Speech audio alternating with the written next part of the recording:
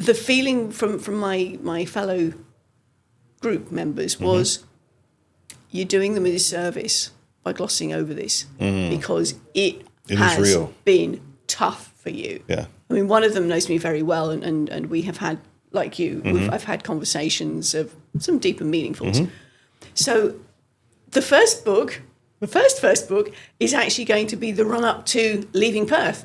Okay. And all of the control issues, letting all of that go. And then we'll come on to the journey with my 20 kilos. Sure. Because it's almost a year on now. As we're recording this, so we're on the 14th of February.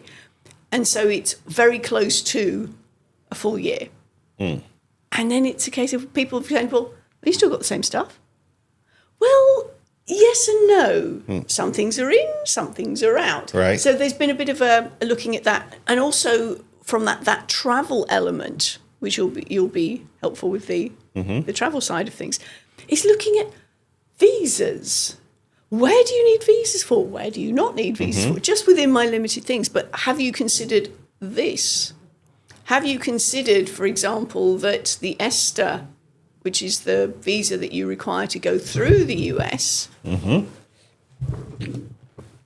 is a has a 3-month expiry on it.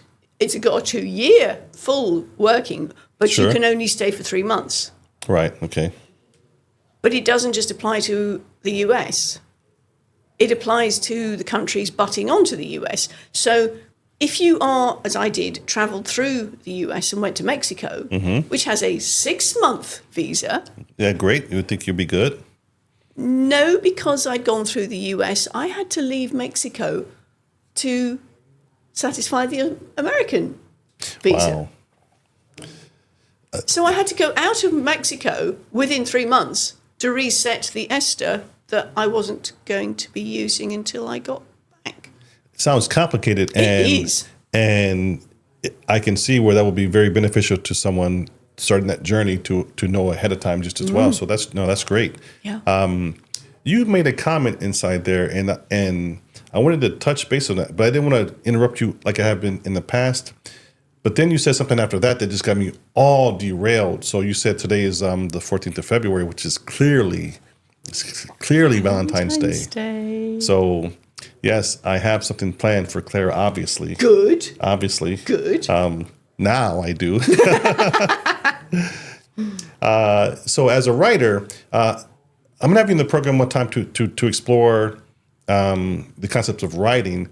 But I want to tell the audience or anyone watching new for the first time about you have different programs for helping writers do some different things. As a speech pathologist, you help prepare folks for public speaking. Done great stuff with prepping folks from Western Australia for TED Talks. Yep. And even if it's not any large-scale professional platforms, what she's done for me, giving me just little tidbits of some programs that she offers on how to speak to you. So my growth on this microphone has a lot to do with some side conversations her and I have. She picks up on some different things that I do and give me different techniques. Like I love this one as I'm talking to you right now, and as we in Western societies, we read from left to right. And so when I tell you a story and I use my hands visually, I say we started here and we finished there. Perfect example is the iBallin brand. We're an international competition platform. Our motto is play locally, win globally. And so that looks like the journey with my hands pointing here to bring you to the stage here, to me, is the correct direction. But to you, you're seeing it like this: play locally and win globally, which to me looks backwards. And my mannerisms of doing it this way to you, it is being received from the audience backwards. So I've now learned when I can think about it, when I say the iBallin brand is an international competition platform where our motto is play locally, win globally. And just like that, I've taken you with your visual concepts of starting from the very position of point one, which for me, visually is the last place, but it looks right to you. So these different concepts and these different tools, and it goes well far beyond that. Again, Snow, I want you to do something when you're in the mic. I want you just to breathe. Breathe. Again, guys, if you can't take anything away, visualizations with your hands, start from right to left so that your audience sees it from left to right. And then also remember to breathe. So, Wendy, thank you for that. You are very, very welcome. It's the other thing to think about. Guys, if you're doing any piece to camera, doing a live or something, excuse me, on your phone, remember where the camera is, because it's not where your face is. And if you're looking at the face, your face on the camera, on the on the screen. phone, Yeah. then it looks as though you're looking down here, because the camera's actually up here. So have a check out where the camera is on your phone. It'll be a little bit at the top, and that's where you look. Even although you're drawn to look at the face, because we're all hardwired to look at faces, but that's where you need to aim for. Because right now I'm looking directly at you, aren't I? I'm giving you eye contact because I'm looking directly in the camera. Now, when I'm talking to Snow, it's a bit different. You get a bit of a side view. But when I'm talking directly to the camera, you feel as though I'm talking straight to you. Does that feel good, or does that feel good? Yeah, these are all wonderful tips. And having met you for the first time and learning what a speech pathologist does, is very, very intriguing. And it's helping me along this journey, which I'm doing a lot of talking on this thing, which is great. But Wendy, I won't keep you much longer than this, because I know you have some things to do. And I would love to just chat with you, catch up with you outside of this just as well before you get off. But guys, today is Friday, and you know what Friday is? Friday are you're on the show here on Fridays. We have a segment called "What Was Your But I Did Moment."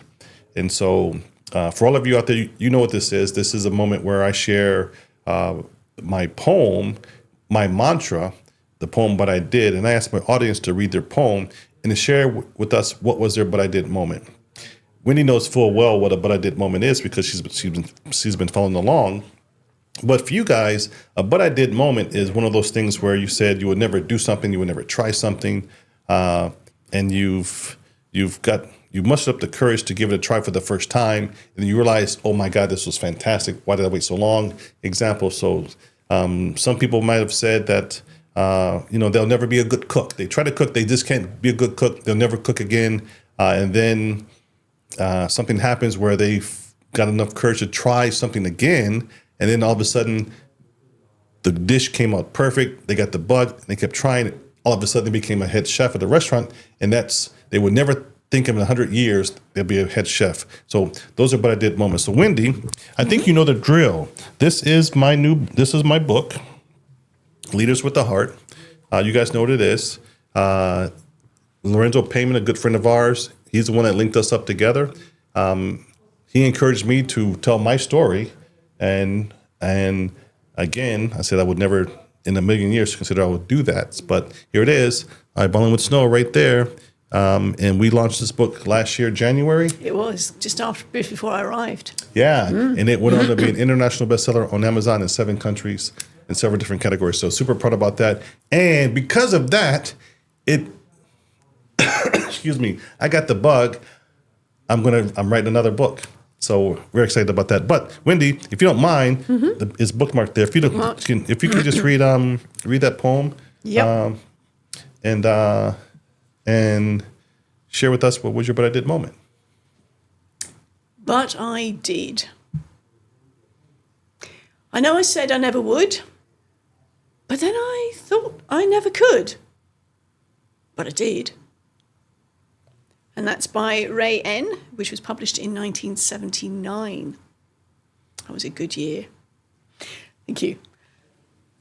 Well, I've kind of alluded to it already, actually, the coming to Malaysia.